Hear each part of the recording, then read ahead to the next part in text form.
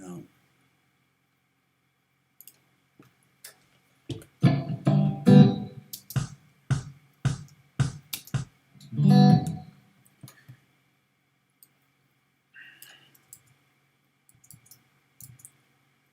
I'm bored, so I thought I'd jump on. Just doing some pop writing the last couple days, trying to come up with some hooks.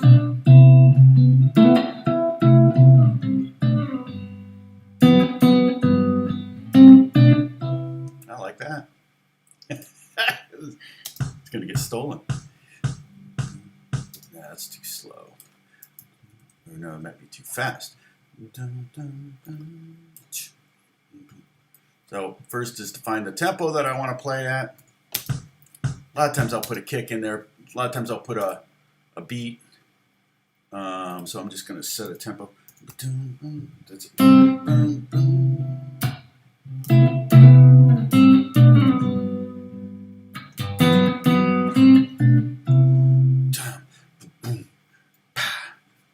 So what tempo is that? 78. Sexy tempo. No, still too fast. Let's try 64. I know what you're thinking. I'll put a little backbeat on this. Boom, boom.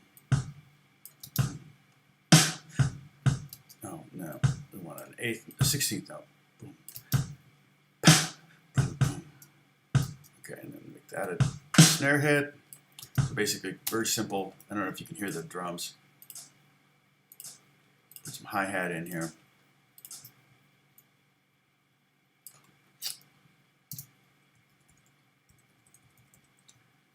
Why do you not center?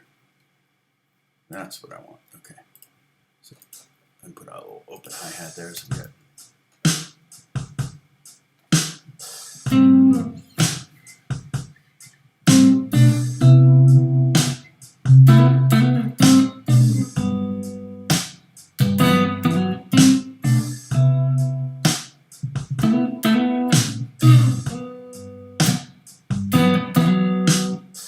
Like that's not bad. Anyone there? Hey Sam, good morning. Good morning still. Salvador, what's going on? My first guitar? No. I bought this quite a while ago. And this guitar was made long after I started playing guitar. My first guitar I don't even have anymore. It was I don't even know what it was. It was some 3/4 size nylon guitar that my parents got me for my 9th birthday, which would have been 1970. I wasn't playing guitar in the 60s, but I was playing guitar in the 70s. Let me just track a little bit of this.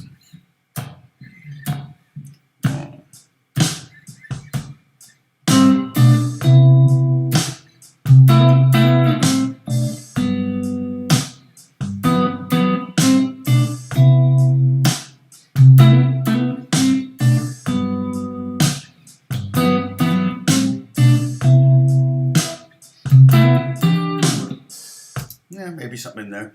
So yeah, I'm just kind of messing around. A lot of times what I'll do is I'll just leave the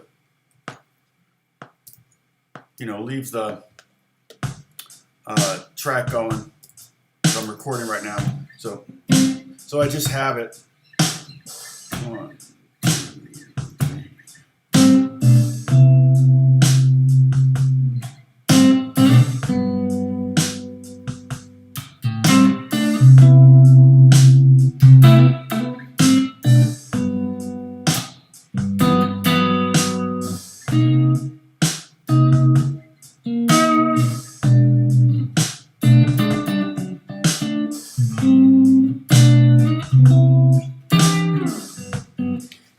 something in there, maybe. I don't know. I don't know if that's anything.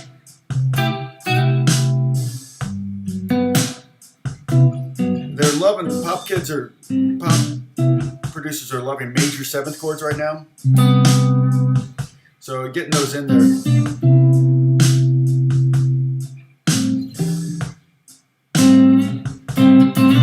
Or I could go up.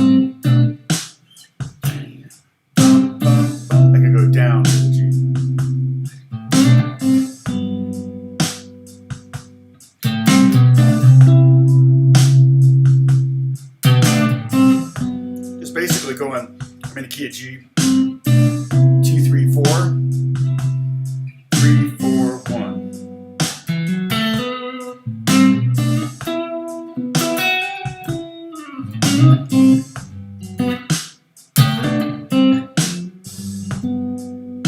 And then the 4 chord could be minor.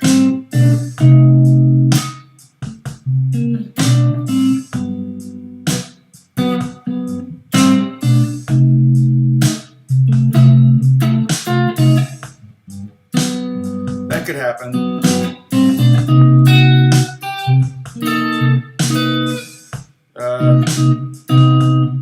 The 6 is better. Minor 6.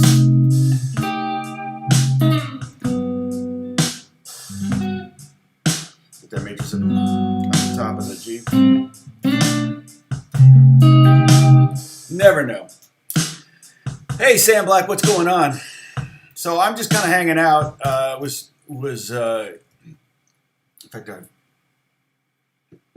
I set up a meeting, waiting to hear back, and just thought I'd log in and see how everyone's doing.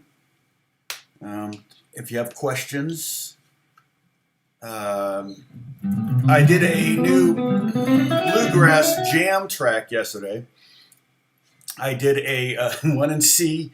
My 1 in G is really popular, so I thought, I should do more of these. I did 1 in A, I did 1 in D. I hadn't done C yet. And the weird thing is that, I think it was my first one is the one that's the biggest. And that one was recorded at 120. And I think all the others I've done are recorded at 100 beats per minute. A person could only learn 4 scales. Well, major scale, minor scale, major pentatonic, and blues scale. There you go. But don't stop there. Why would someone be forced to only learn 4 scales? So if you could only learn 4 words, what would they be? Yes, no, and then what? Hello? It seems like a waste. So I'm answering it in order: major scale, minor scale. The nice thing about major scale, and I want to do a video on it. I'm getting ready to do a video on. I'm doing the prep work and just more mentally trying to think about what I want to say on the modes, and it'll be probably my first video that I don't have a guitar in my hand. So I'm trying to come up with something like that. So greetings from Argentina. Hey, Daniel. I've not been to Argentina. I hear it's gorgeous.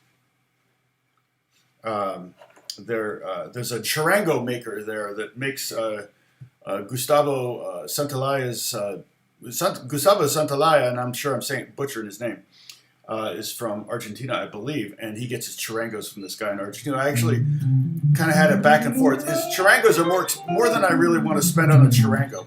But anyway, back to Salvador's question about the four scales. If you could only learn 4, a major scale, and I'm assuming we can transpose these, so that counts as 12 scales right there. But that would only be 1 scale, and then a minor scale. But the nice thing about when you play A major, you also are playing F sharp minor, same notes.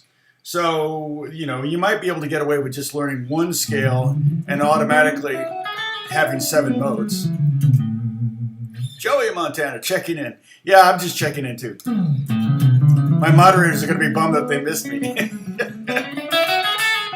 And then I said major pentatonic, so that's 5-note scale. So an A major, that would be A, B, C sharp, E, F sharp, A, B, 5 notes. And that's also one of those things that you can move around.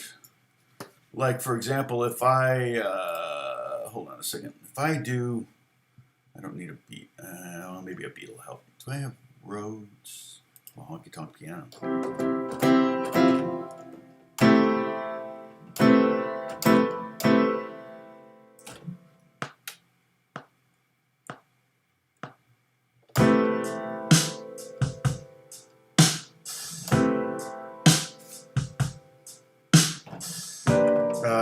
What chord do I want there? Yeah, that's it. So A major 9 or A minor 9.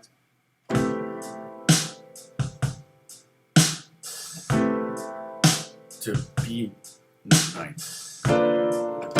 I'll fix that.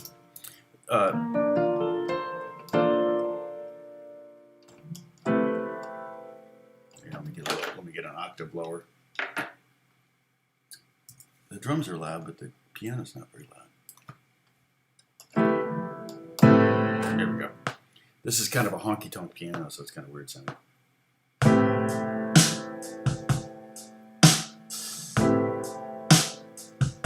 B flat major.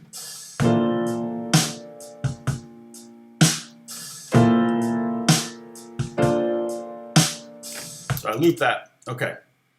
Now the cool thing about this, I don't need that note. Oh, quantized loop.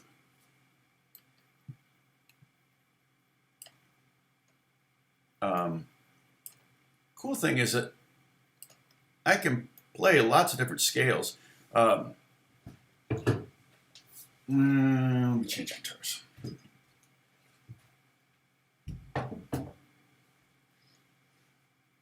Everybody take a sip if you got a drink.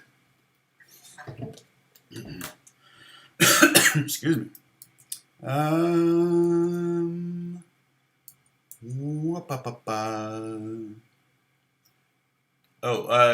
No, they don't. The guitars don't act as a room treatment. If anything, they probably resonate. You know, the thing is, I'm not mixing records. I do have traps. Yeah, I do have traps. But that prevents, that darkens the room, prevents it from being too bright when I'm recording acoustics. Even when I'm recording acoustics, I'm close miking for the most part, so the room has minimal effect.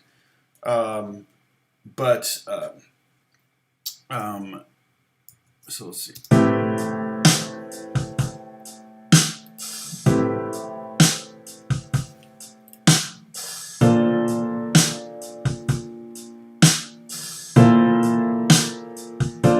Put a sharp 11 in that B flat chord there.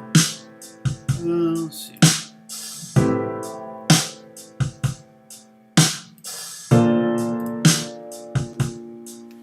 So.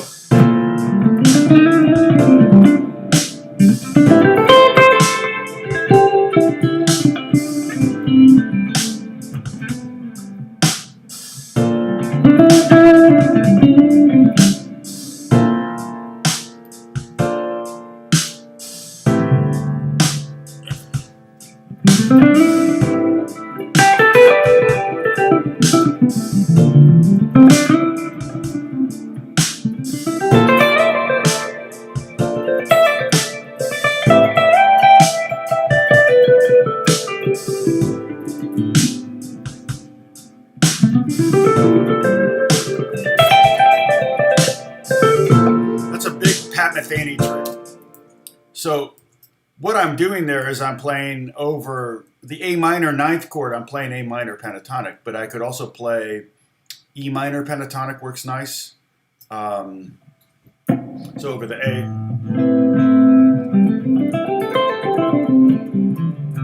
But I could also take that same shape, move it up. So a minor pentatonic or minor blues pentatonic, which I could also use.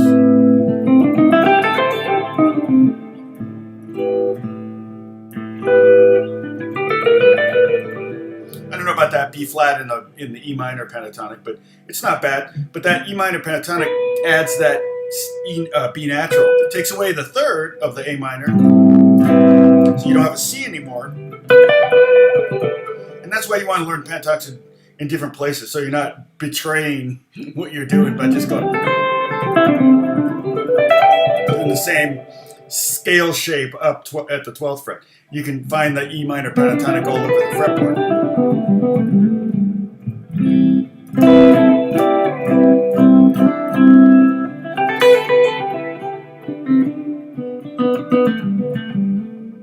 You could do a hybrid scale between those two, which would be a 6-note scale. So if you combine A minor and E minor pentatonics, you would end up with A, B, C, D, E, G. No 6th. But you're halfway to the diatonic scale. And so if you want to play A minor over the A minor ninth, it would be fine. Then what you can do is you can go to A minor or A Phrygian.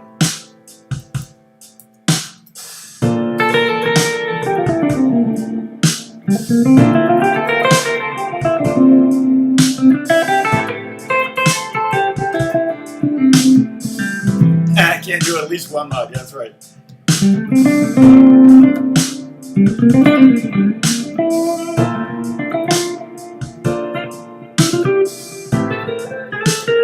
you can't play the B flat. I got to go to pure E minor or A minor. I could do A Dorian and go back and forth between A Dorian and A Phrygian. Here's Dorian.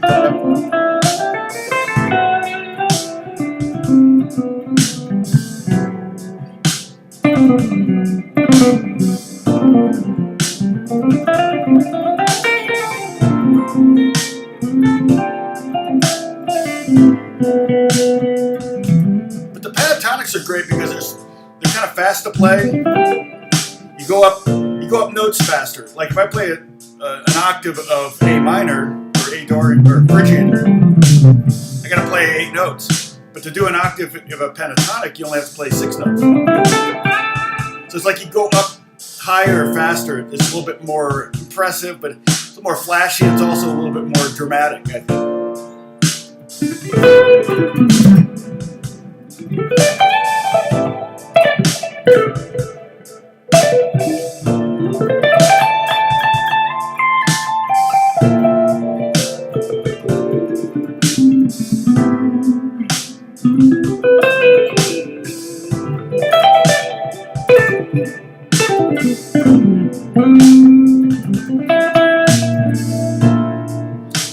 So I'm just having fun with that.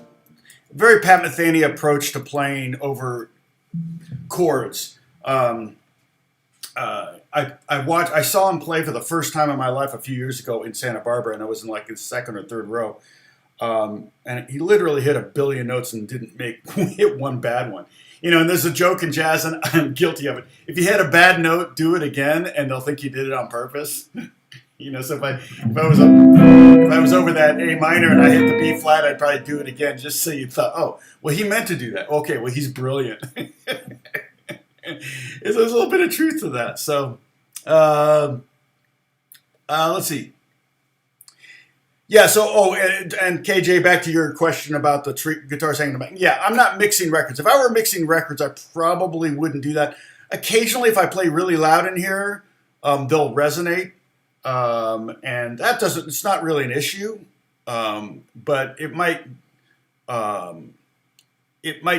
make you think there's a sustain or there's a feedback that's not really there because it's coming from one of the guitars on the wall. Now, most of the guitars on the wall are electric. There's some acoustic instruments. The solid bodies aren't going to really resonate, and I wouldn't hear them necessarily. And they might break up some reflections a little bit.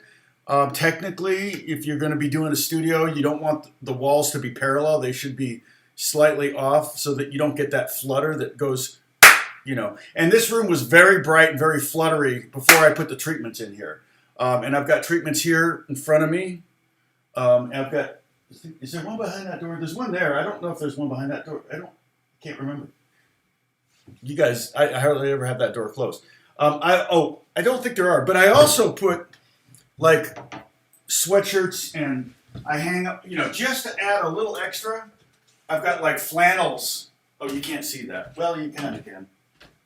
You see that right there? You see see the flannels hanging there on the sweatshirts and flannels hanging on the door. So, you know, that I did that on purpose just to kind of absorb a little bit more of the flutter. I mean, the first day I recorded in this room when we bought the house, I didn't have the panels yet, and acoustic guitar did sound a little overly bright. My electric, I'm just going direct on everything. I'm not using an amp, even on pop records. I mean, it's maybe if I go into the studio, I'll use an amp. Maybe we'll rent some amps, and I'll have a bunch to choose from, you know, vintage amps and stuff like that. But for the most part, I'm going direct on everything, and I get my sound. And for games, video games, for movies, TV shows, it sounds very real, and I'm working on it. So I do play slide. I play a lot of slide. I like standard tuning, but I can play in any tuning. Let's see.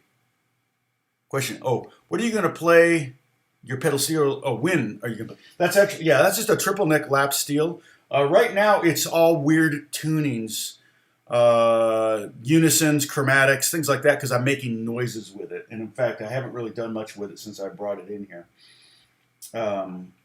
But right now, it's a table. So I do have a Hawaiian lap steel that I use quite a bit. I've used on some pop records. I did on I used lap steel, and when my lap steel is generally tuned open G, which is open G tuning is D, G, D, G, B, D. Okay, so it's kind of like Keith Richards tuning. I think he'll take off the bottom string, so he would just have a G triad. And then right now, this dobro, though, I just tuned it yesterday this way just to mess around with it. And this is kind of almost standard dobro tuning for a lot of dobro players, and that's just G, B, D, G, B, D. That's so it's out of tune, but it's the reason I do it is because a lot of dobro. I was thinking about. I'm working on my next song that I want to do, that I want to release, and I wrote it on mandolin.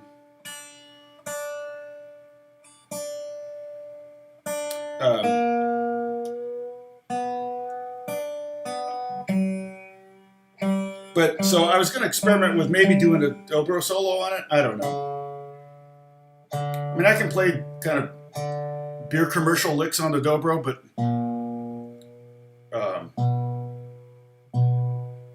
so if you have too big a string on this bottom string, it might be a problem to go up to D, from D to G, because that's a fourth. So if you bought a set specifically to do D, G, D, G, B, D. Might be a problem. But the thing I like about the open G tuning on dobro is you got that power chord. So now I don't have that power chord. But again, that's more for like beer commercials, or I do a lot of writing for car show, cable shows about cars. So I've got GBD and GBD. So if I want to hit a power chord, I can still do it. But I might not want that. I might not want that third. But I'm going to hit the bottom string and then the middle two strings, and there's my power chord: G, D, and G.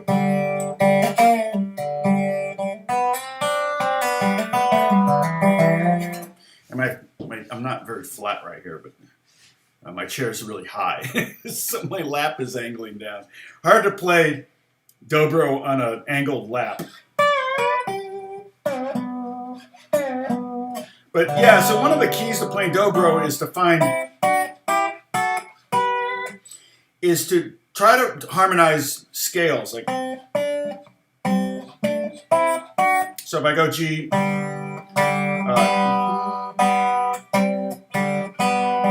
hardest one is going to A, getting the A and the C. Oh, I can get that here. So if I start here, then I get the A and the C here.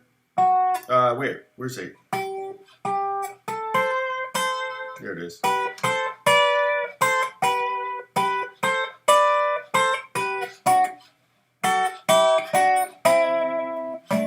And I can't get it down there. Not without doing some kind of the Hawaiian style, which is to tilt the like that, which I'm not good at. Always sounds better with picks too. But so I tuned it like this because I was thinking about maybe writing a solo, And I'd have to write something. I don't know that I could improvise because the sections are about 45 seconds long. So that's a long time for me to improvise in a non-blues context on dobro. This has a pickup in it though too, which is kind of cool. Not that I would use it for that context, but it's great because what it allows is for me to put effects on it and stuff like that if I want to, like create some weird atmospheric kind of sounds. So.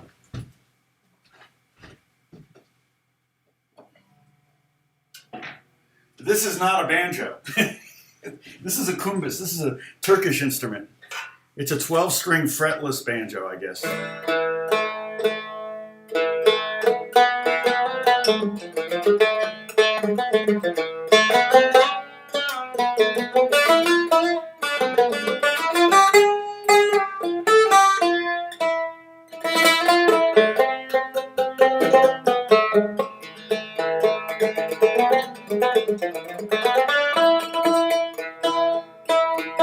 Hard to play in tune, of course.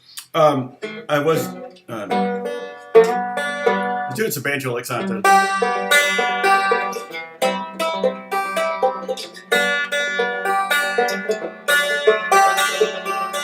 Got a G on top, so it kind of sounds like that. C chord, 4 chord, G chord.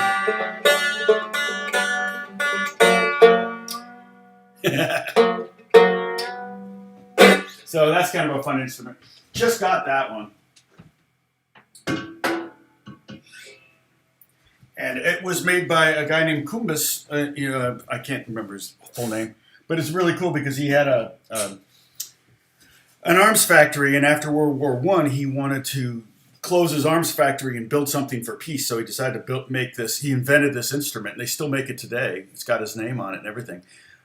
Basically, for kind of every man can have some kind of oud-like instrument. So, what's my favorite mode and why, Gary? Let's see.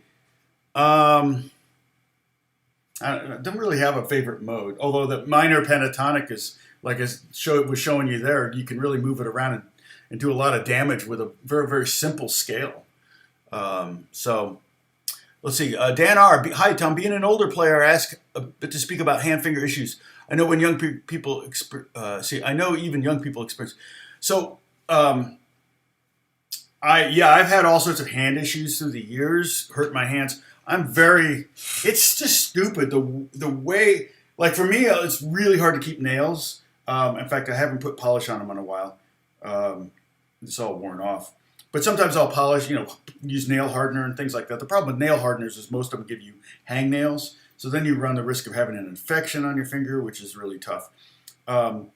So I'm always breaking nails. I basically try to develop a technique where I can have shorter nails. So I see guys that use the plastic nails, they get nails put on.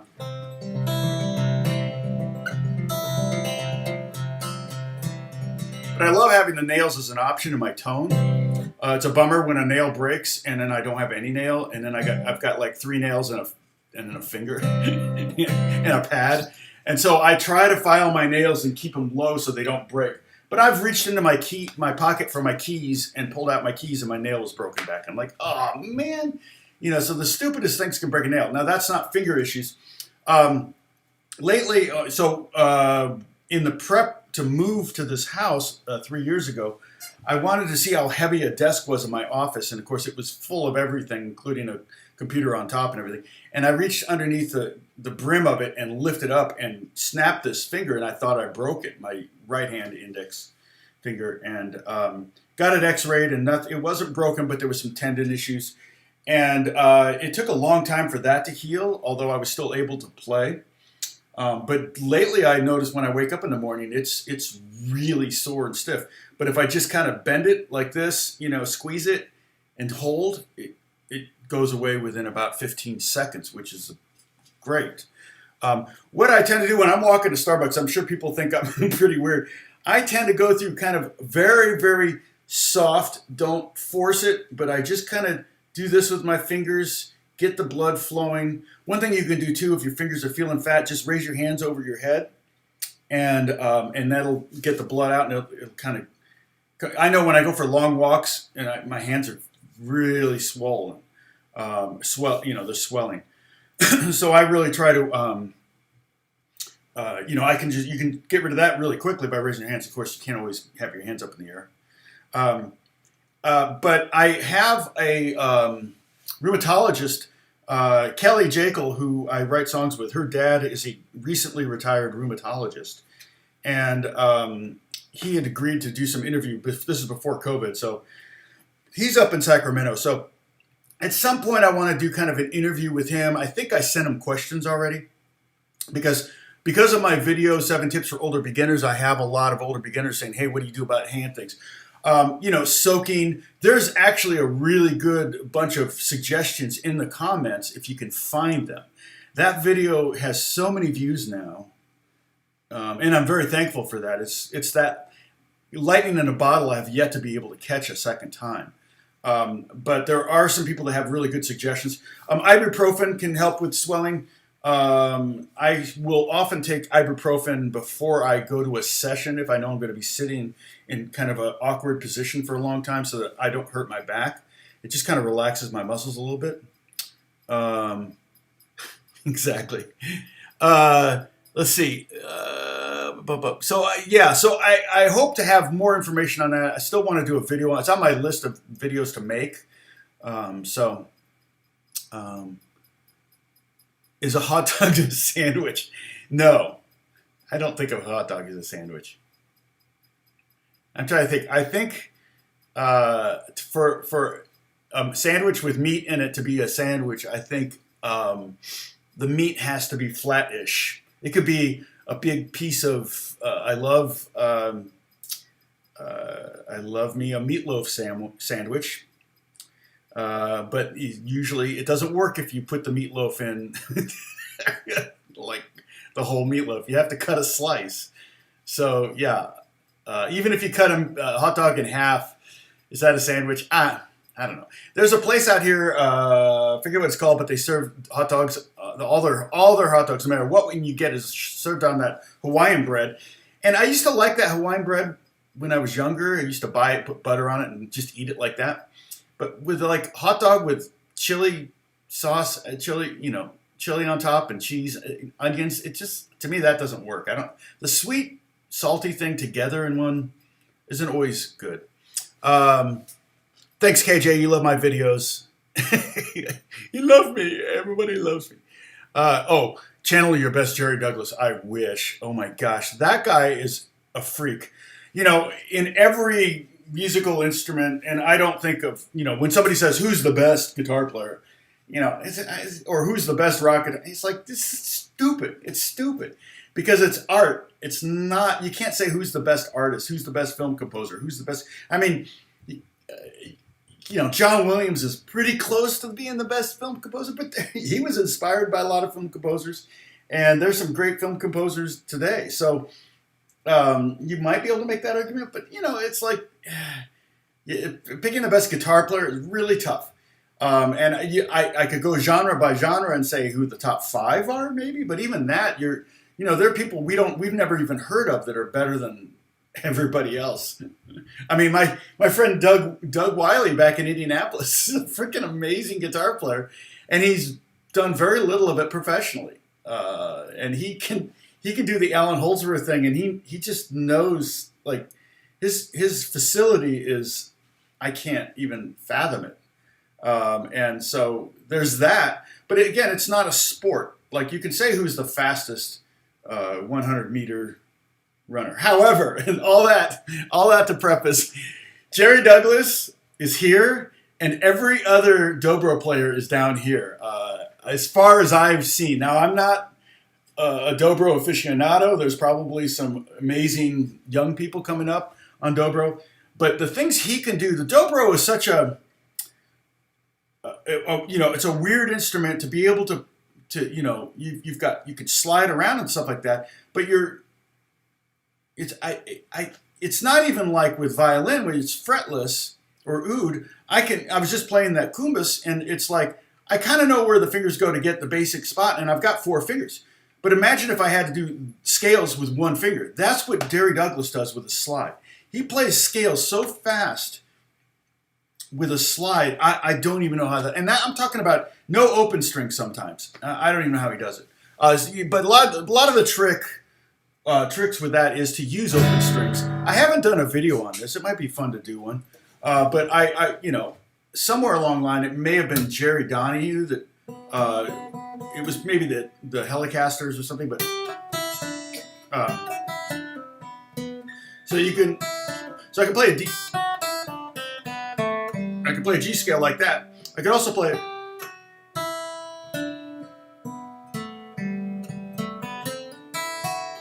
And they would do that. I think banjo players were really the first ones to do that. So they're kind of imitating a band, especially in the key of G. They're imitating, banjo players would do that. And I'm basically hitting open G string. And then instead of playing A here, I'm playing A here so that both the G and the A can ring out. See that? And then I'm playing the open B string. And then I'm playing the C note and hammering on the D, so I can have all that ringing out. And while that's still ringing out, I hit the E string, and then I hit the F sharp, and then the G, like that.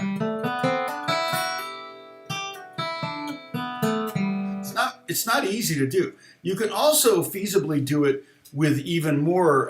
Like I could play the A up here, so I go G A B. C, D. I can play C, D, so I have all of that. Shoot. I could do F sharp and G that way too. So I have, shoot.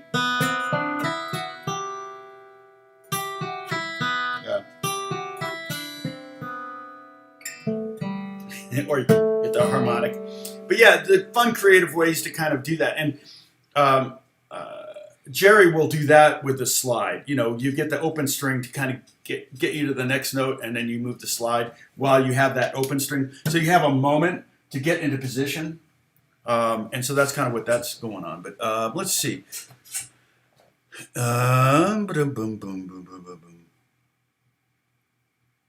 Let's see. Oh, okay. Oh, yeah. So, yeah, something that, as far as, I don't know what, Ducova mix, is that Mexican? Is that in Mexico? Because it says Mex on it. Tuscan Sonoran hot dogs are excellent. I'll have to check that out. I'm a Hoosier in California. Yeah, that's right. I've been in California, though, since '83. So I lived in Indiana from let's see. When did I move there? It was like 71, 72, something like that. So I was in Indiana basically 10, 11, 12 years. I kind of consider it my home. Is guitar intonation an issue for... Well, here's, I've been... how to check for proper intonation. I can show you that right now to within reason. My main Strat, I had what's called the Buzz Feet and Tuning System put on it by my guitar tech. To be honest, I can't really notice. A lot of guys, if your ear is so good, guitar may bother you because the intonation on it isn't perfect. There are guitars with frets that are like jagged that go like random up and down so that they technically are perfect up and down. Be honest, I don't. Let's see. Let me make sure I'm in the right track here. Oh, I am. But sorry, I'm trying to get my windows in order here so I can see you and myself. So that's the only guitar I have, and what they do is they move the nut slightly this way. Because what happens is when you tune the E, this F tends to be a little on the sharp side. I really notice it on my mandolin. When I try to play a D chord on my mandolin, that low A, the low A note just sounds so sharp to me. It's really frustrating. I will sometimes tune the G a little flat, but then that means the G chord's going to be a little out of tune. So sometimes I'll even avoid that string when I'm strumming chords if I can. As I go up the neck, it's less of an issue. It tends to kind of even out. But those first frets, because what you're doing is you're kind of bending the string more there. So the way you check intonation, when you're at a guitar store and you want to see if a guitar is intonated, it doesn't matter if the guitar's in tune. The guitar doesn't need to be in tune if your ear's okay. You hit the 12th fret harmonic, and then you play the 12th fret. And those, to my ear, sound perfect. There might be some people that go, that's a little out of, and if I got the, if I got my,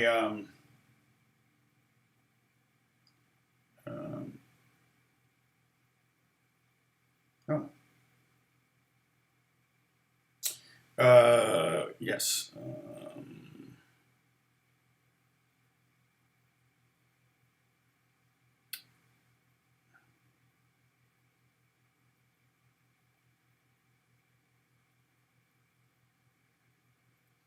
I got a meeting I got to do, but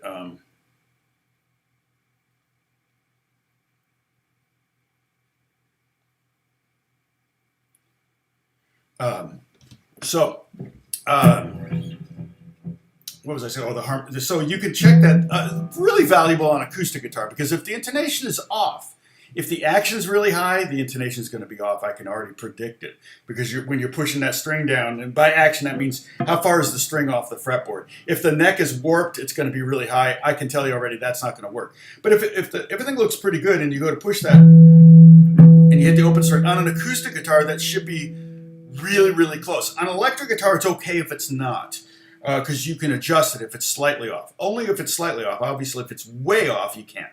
Now, hey, Bruce. You did not get a note. That's all right. I'm just kind of goofing off. On acoustic, it's harder to fix. Like it's a matter of taking the saddle out and filing, and you can only make micro adjustments to it. So it better be close. A lot of saddles will have a notch, in a spot, so that because the G string tends to do this or that. But electric you can adjust. But guitar doesn't need to be in tune for you.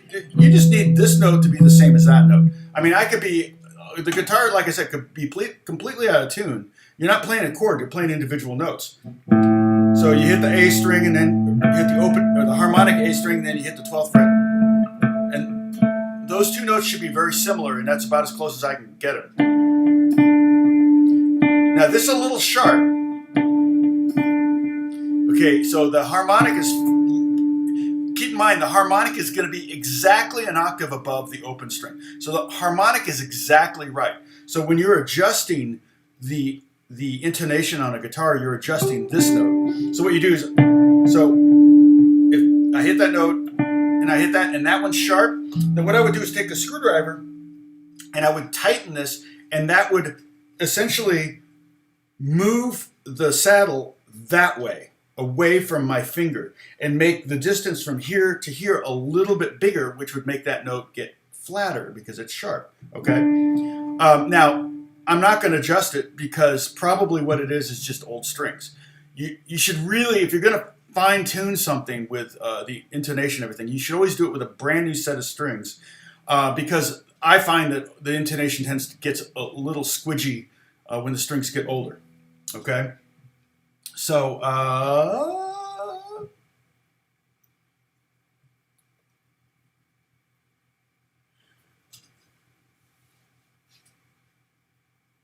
oh, that's good. Yeah, Dan, you've had an issue with your Roadhouse Strat.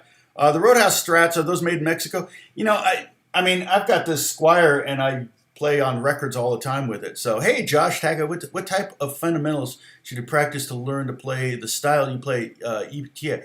That's funny, Josh, because I would say when the camp asked me for some music, and I just did some more stuff for them recently.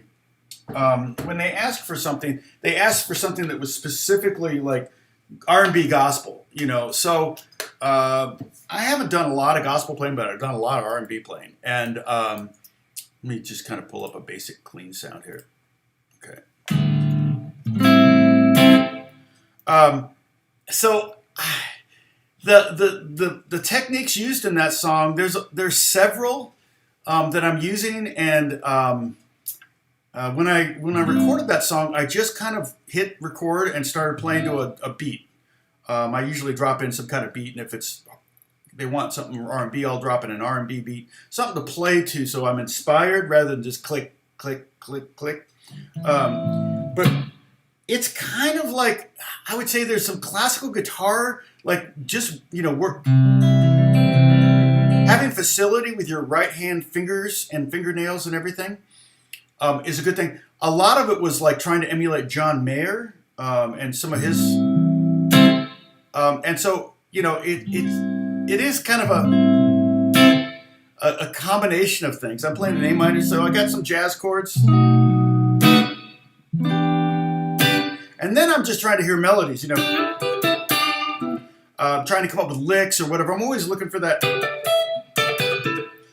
some kind of lick. And I didn't know how iconic that would become, but that's such an iconic thing now, which is super cool that I actually created something that as soon as you play it, people are like, take it to a certain spot. I mean, it was played on this guitar, a $99 Squire Strat, into Logic Direct. So I'm going direct into Logic. Let's see, I'm using, Contact, the guitar rig, the Fender Strat, or the Fender amp mod with a little bit of spring reverb. There's a little delay in there. I don't know if you can hear it if you listen to the track, but there's a little delay in it. But, one of the things, I get a beat that inspires me, and I get a tone that inspires me. So if I have a tone, sorry, it's too loud. It's going to distort. And so I'm kind of doing the roll, which is a very classical guitar kind of thing. And then I'm doing a brush with my thumb, and then a slap to get kind of a pop. And then the other thing is I really, really try to relax and lay back. I try to think sexy thoughts. I try not to. My tendency is always to play ahead of the beat. And so I want to try to lay back on the back side of the beat. So as the beat's going by, now a lot of times I'll even take my R&B grooves and I'll utch them over maybe 10 to 20 milliseconds, just so that it sounds like I'm laid back when I really wasn't, okay? So that's a trick too you can do. The tone, like I said, I dialed up on the guitar rig was just, let's see. I have it here somewhere. Excuse me. Because I don't think there was a whole lot on there. And I sent it to them, and I'm pretty sure I sent them a dry sound too. Where is it? Here it is. Okay, so here's the ETA sound. Oh, my volume was probably right at 12 o'clock. Yeah. So there's a little bit of gain in there. So it's guitar rig. It's the twang reverb set at 7, 7, 6, and 6.5 for the tone. The reverb is on and set at 2.5, which is a lot. That's a lot of spring reverb. Tremolo's off. I got the bright switch on. There's a fast compressor in there. I started with the setting that I started with. It says Country Strat is the setting, but I don't have the screamer on. And I'm sure I made some adjustments here to kind of get it the way I wanted. But the twin delay's in there. And then I have a Valhalla plate reverb, which I just love. And that's the reverb I'm using.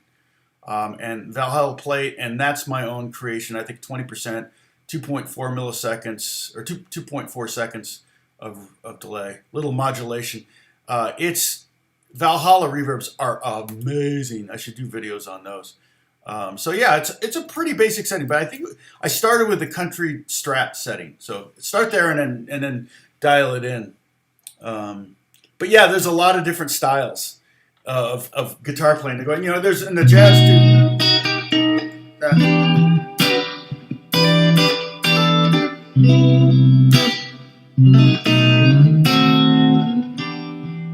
Getting that open E string.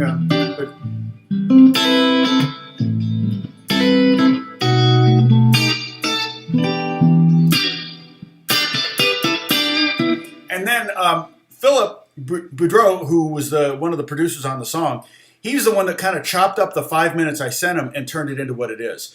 So I was just kind of vamping, and the nice thing about that track is it's not a loop, but there might be a couple spots where they copy and pasted. I listened back to the original, and I did do that more than once. So there might be the original takes on that. But let's see.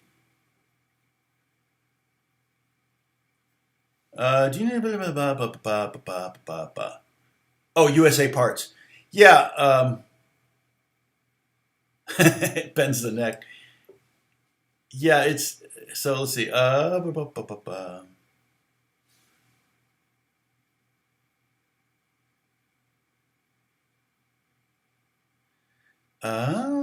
sorry. I'm just catching up on the emails here. I do not play violin, Gary. I'm kind of trying to learn a little bit of. Oh, Mark Ward. Wow, did you have anyone set that Squire up or play straight out of the box, man? I haven't done anything to it. This thing is 100. In fact, I had the original 5 strings on. I use this on Black Eyed Peas songs. I use this on Taboo tracks. I mean, not Black Eyed Peas. Taboo from the Black Eyed Peas. This may be on another Bieber track, if I'm not mistaken. What track did I use this on?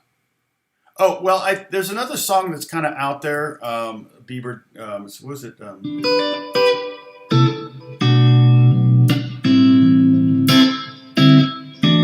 was it? I can't remember what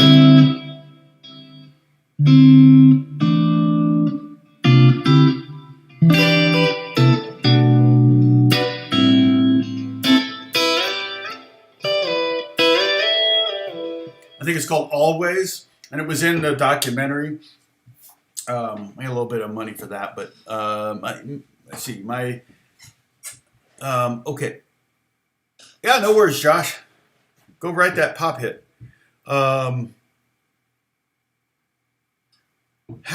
Rick G is asking, how would you reproduce the dive bomb effect using the whammy bar? Oh, whammy bar. Yeah, well, that's how it was originally done.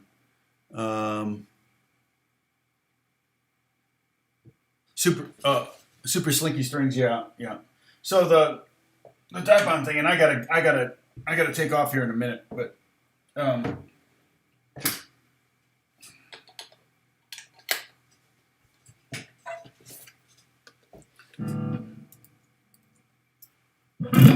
let's see. Let me pull up. I gotta be careful here. It's gonna get loud.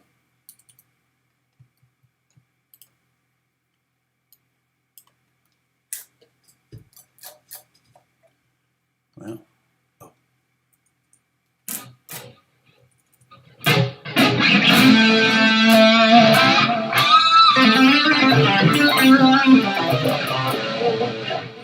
So dive bomb is when you take usually it's like a harmonic and you use the whammy bar to knock it down, to bend it down. So that would be something like this. It'd be nice if I could get a good one. Like that. And that's commonly, it works better if you do it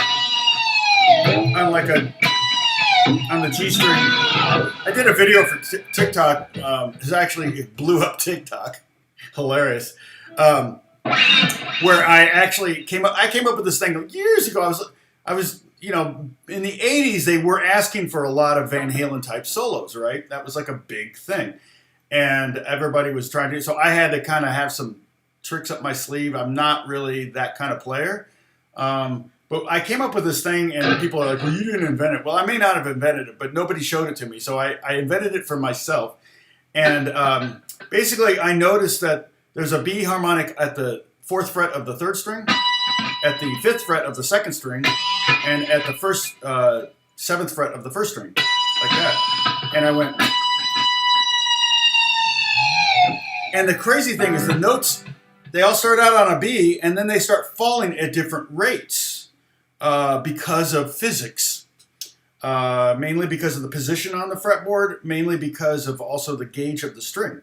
So if you listen to the E string, that harmonic,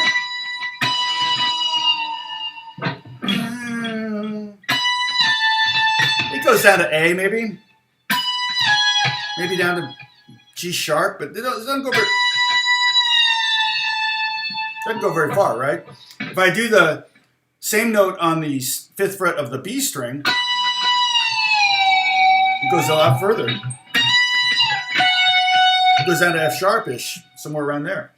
And then if I do the same note on the 3rd string using the 5th, and again, one of the best ways to get that is you got to be on this pickup.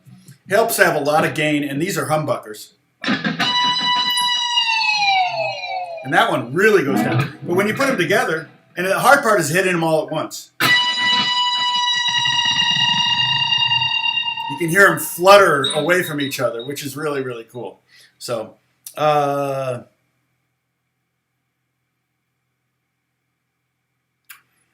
you're okay. So, sorry, Sam. I just thank you, Bruce, for pointing out Sam's question. Hey, Holly. Sorry, I just kind of decided to go online. I was bored. Is that okay? I was bored and lonely. Bruce. So the MIM Fender Strat has a loud sympathetic harmonics above the nut on the headstock. Well, if that were the case, I mean, if I'm playing loud enough, I'm never going to hear it. But the sympathetic harmonics, you could just put pad under there. How many guitars? Well, look, I mean, my Martin's pad's gone. I took it out. Why did I take it out? That's funny. Oh, the tech must have taken it out. But some of my guitars, particularly acoustic ones, my mandolin will have felt or foam underneath there because I don't want to hear those notes. They bother me when I'm trying to. Hey, Zach. Trying to communicate with aliens. I totally am. Yeah.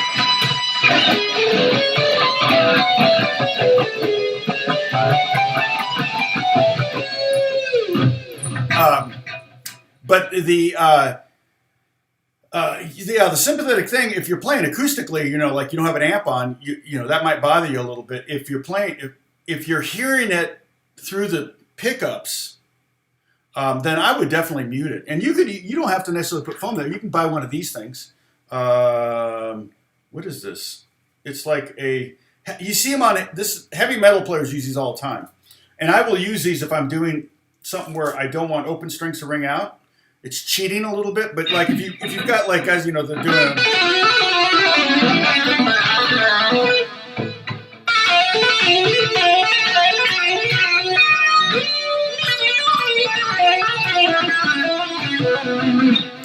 that kind of stuff, you're not using open strings, then it cleans up your playing a little bit. It makes it a little bit easier to do it without noise. Let me see if I can find this on Amazon because I can send you the link on it, and that way I can make a penny. Right? So let's see. Amazon, what's it called? Guitar dampener, string meter, there, something like that. I get the exact one that I got.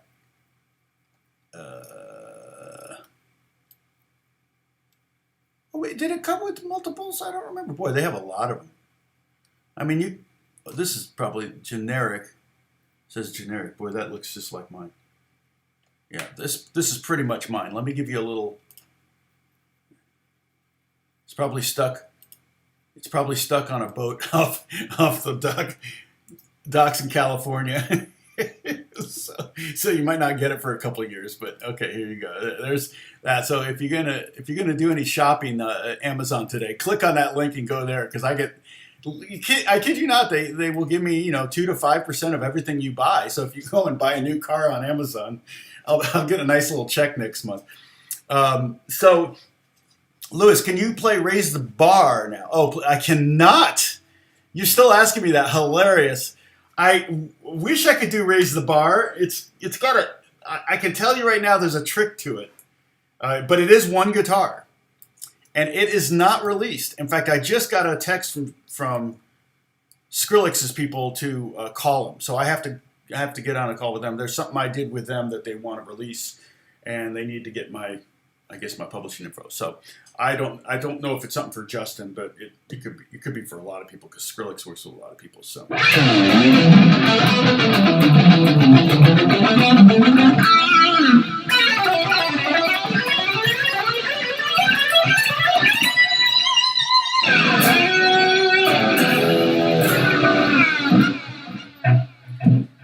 Certain things just feel good to the hand to play fast.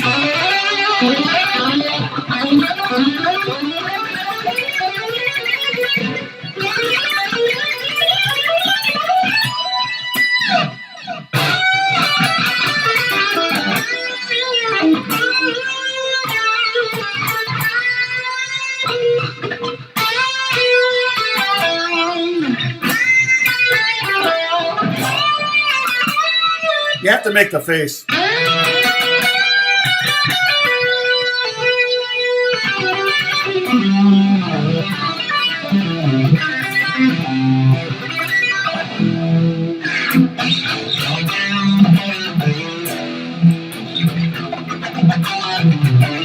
On my TikTok, this really cute lady was like, I think she was maybe she was part Asian or something. What was her name? Kiki something. She was she kind of had the tone down. She had the right hand down. She could play a lot of licks. She knew a lot of heavy metal songs. And she's just cute on TikTok playing live, and people are like sending her roses, which is the equivalent of money, I guess, on TikTok fame. I would say that Raise the Bar is my favorite, Lewis. I'm dying to teach that. And, Justin keeps releasing, they've released songs that we did a while back, but I don't know. That was on the list for Changes, believe it or not. If you watch the documentary they did around the time Changes came out, at one point they showed the console at the recording console at Henson, and on that console I saw 5 songs that I was part of, that I had written. Always, ETA, Raise the Bar was one, and there were a couple more up there that I went, oh dang, that's one of mine also. And only one of those came out. And that was because Haley liked it. She liked ETA. So, but Raise the Bar is definitely one of my favorite licks. I probably need to practice it so I can play it when it gets released. But if it gets released. If it doesn't get released, I'll do a video on it and put it in my will that that video gets released if I die, okay? So you're gonna off me? Take a Chance was one of them. Yep. And Blown in the Wind, I don't remember if that was me, but Take a Chance was definitely me. Take a Chance? Yeah, that one was definitely me. I remember writing that one. I remember the day it was the day the police raided Justin's house. And Justin FaceTimed me and asked me to write him a sad acoustic song, and that was and Lewis, don't print that the raid of the house, although that was in the news, so you could know that they found there was nothing to find there. In fact, a lady that was one of the captains or sheriffs or something that was there, she said they were completely, they gave them everything they needed, and nothing came of it. It was they were trying to get, I guess, footage from a video camera concerning a egg tossing incident that his next door neighbor was suing him about. Stupid stuff. When Justin was dealing with that crap, I mean, you pay $6.5 million for a house, and you think you're going to have decent neighbors. It's not a given. And and Justin may not. He would admit it. He probably wasn't the best neighbor either. But this guy was his neighbor was kind of a jerk. So he got him back. He sold the house to Kylie. Was it who? What was it? One of the Kardashians. So now that's who his neighbor is. So pretty funny.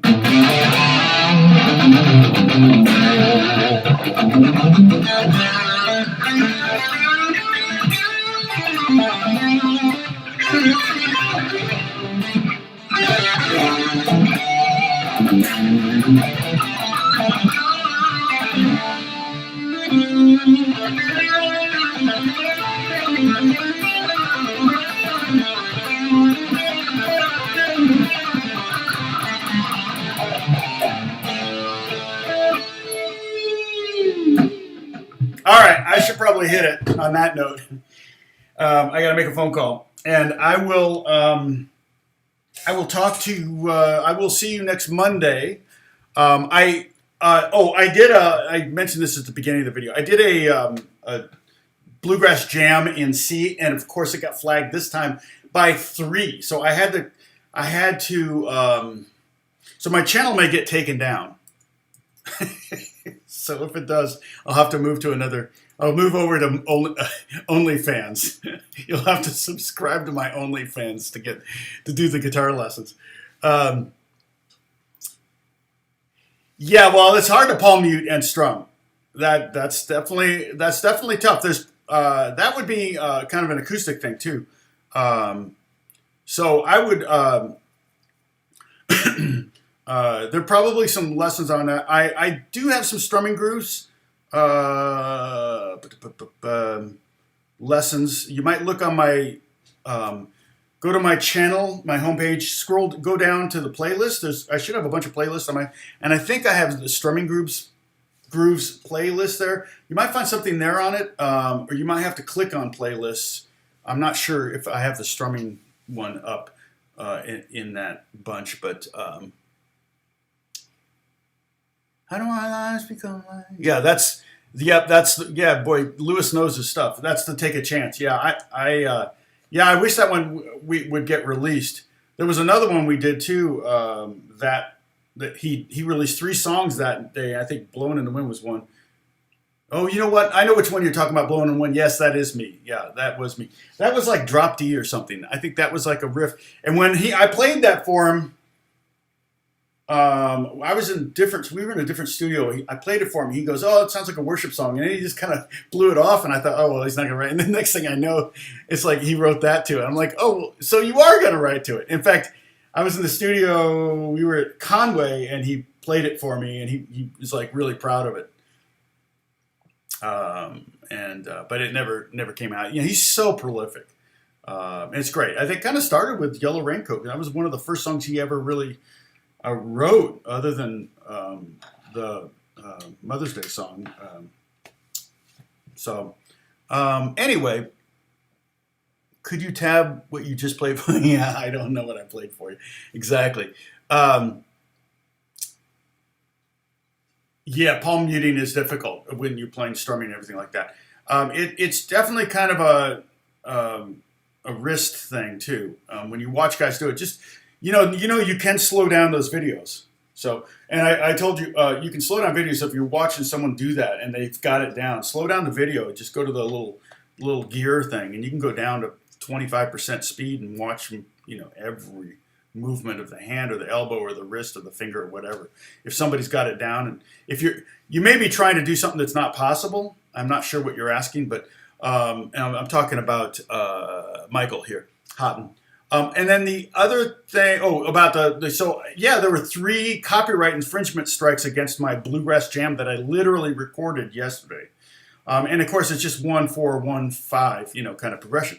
And so I went ahead and because now it's going to take 30 days for me to be able to post that, I went ahead and contested all 3.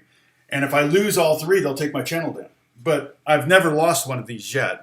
So I'm taking a risk. The most I've ever done at one time is 2.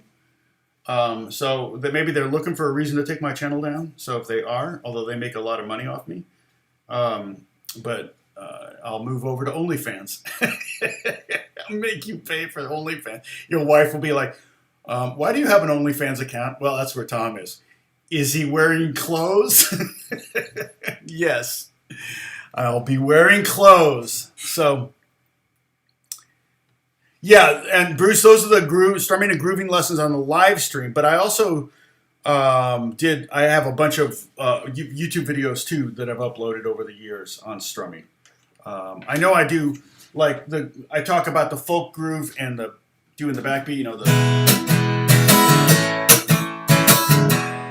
and I'm muting there and I'm strumming. So yeah, it's that. But I've only been able to mute downbeats or down strums, not if I wanted to mute, I could probably work it up,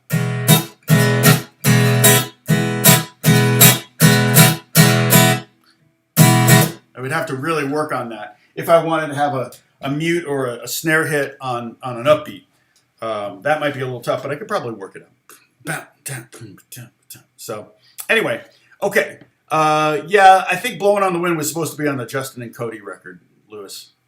There was 13, 15 songs on that record originally, and then it never came out. The only song that came out from that was the song I wrote, Home to Mama, which was Cody's biggest song, but it's not on whatchamacallit, on Spotify anyway. So anyway, I will, like I said, I'll see you guys later. I doubt I'll upload a video this week. I had some plans for one. Like I said, I was going to do the jam track, but that's going to take a month to show up now. But I want to do a video. I've got the prep work, the paperwork done, the graphics done for. I'm just mentally kind of trying to conceptualize what I want to say about modes. I've got a modes lesson I love to teach, and I've taught it on the live stream, but I want to do a more organized kind of recording of it. So that's probably going to be my next Soloing 101. Thank you, Holly.